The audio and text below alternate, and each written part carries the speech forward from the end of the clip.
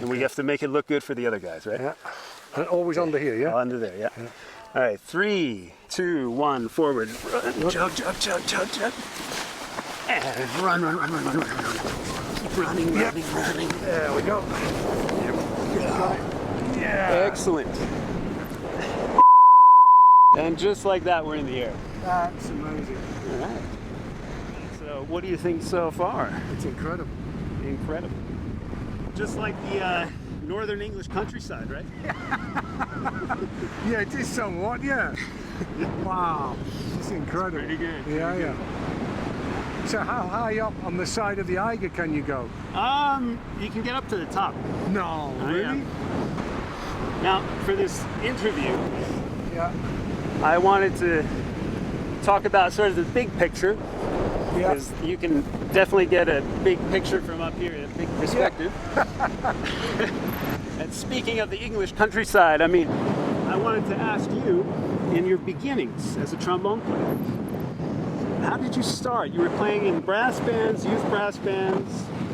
You had some lessons from your father. You had some colleagues up there in York. I mean, do you mind sharing with us a little bit? No, I mean, initially it was quite an unusual, I suppose, start in that we had a headmaster in at my junior school, Yeah. and every week he would learn a different instrument from Monday to Friday. So what? one week he'd learn the piano, one week he'd learn the flute, and then on Friday afternoon before we went home, he would play the whole school what he learned to do on this instrument. And I kind of just sat at the back like, you know, pressure, right? boring, sounds terrible. Yeah, okay. And then one week, he turned up with a trombone. And that might have been awful as well, but it was like love at first sight. All right. How old were you then? 7. 7 years old. I fell totally in love with it. And my life has never actually looked back since. Apart from wanting to do the usual things like drive a train or fighter pilot, be a fighter pilot, you know, I've never wanted to do anything else. Right. And that was it. I kind of dived in aged 7. And it's been kind of full speed from there, I guess. Yeah. I didn't realize that my dad had been a trumpet player Okay. to quite a high level in big band. He had a collapsed lung and stopped playing, and I never knew.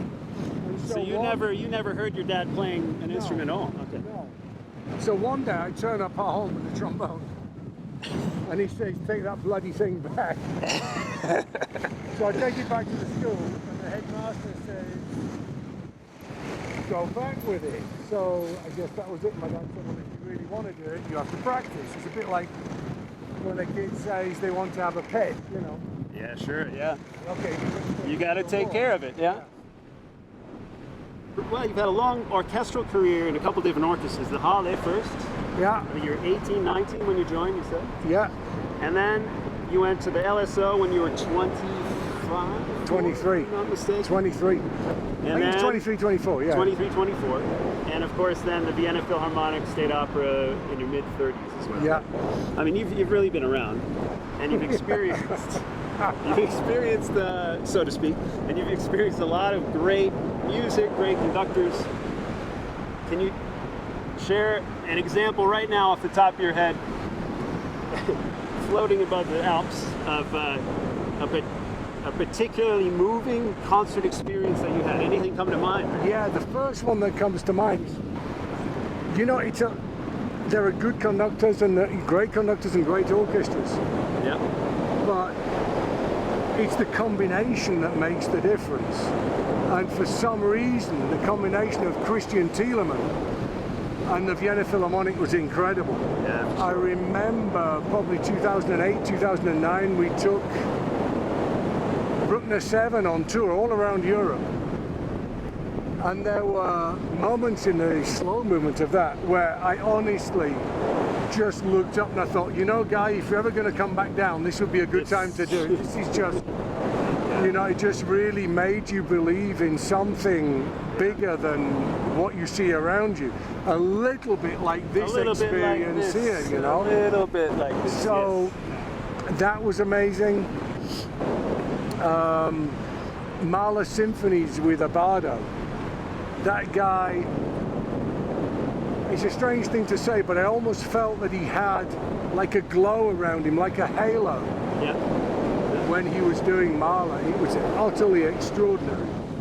May I inquire as to, in the middle of the, well, middle of your orchestral career, you made the move to Vienna. Yeah. And may I ask what prompted that move? Why were you interested in switching? I mean, obviously the LSO is also a leading ensemble in the world. And what kind of made you think about and eventually change over to Vienna? I think linking back to that experience of Claudio with the European Youth Orchestra, I was raised in the north of England where you're taught to believe that, you know, everything from Yorkshire is the best, the food, the beer, the people, right? You know. And when I was 16, the first time I left the UK was to go to Palermo in Sicily for a month with the European Youth Orchestra. And the first thing I thought, well, that was a load of rubbish. This is amazing. The sun's shining, the food's great, the scenery's amazing, the music is incredible, and that was showing the first seed of me wanting to, you know, uproot and live somewhere else. And then in 1986, the Halle Orchestra was on tour in Vienna. We had a free day, and I wanted to do the usual brass playing thing and go and eat lots of meat and drink beer. Right. And the tuba player, Andy Duncan, said, hey, the Vienna State Opera, which is the Vienna Philharmonic, are doing Electra in the Opera House tonight.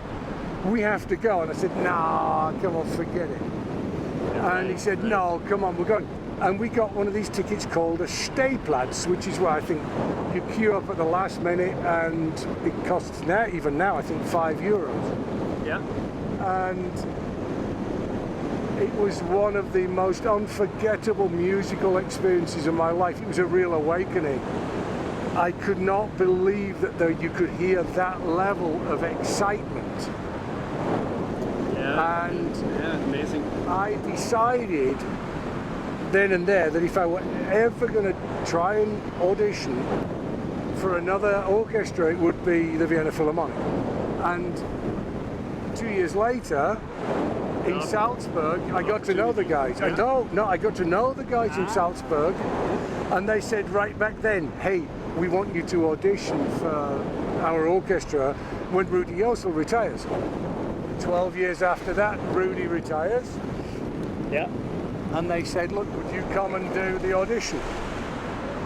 And so that's how it happened. It started as a bit of an adventure. I kind of agreed with myself that I was going to do 3 years and then leave.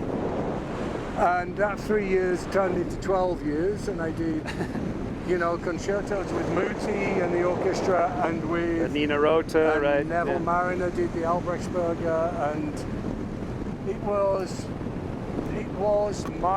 I never studied, I never went to college. Yeah, you really went directly into the working music world. And the Vienna Philharmonic was my musical education, and it's still the orchestra that I love. I'm still in contact with them. I'm so delighted at the fact that one of my students is now in the section.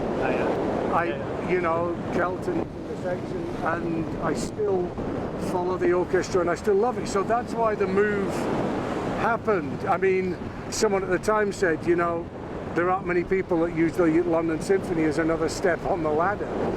And I didn't see it that way, but I can understand how they would think that, Yeah, sure. Yeah. And of course, then after Vienna, now you've moved to Bern, you've moved to here, to Switzerland, and you're teaching at the Hochschule der Künste Bern. Yeah. And moving into teaching, was that something that you always thought you would do, or was there a point that came through where you thought this is the right time? Yeah, I always thought it was something that I wanted to explore. Yeah.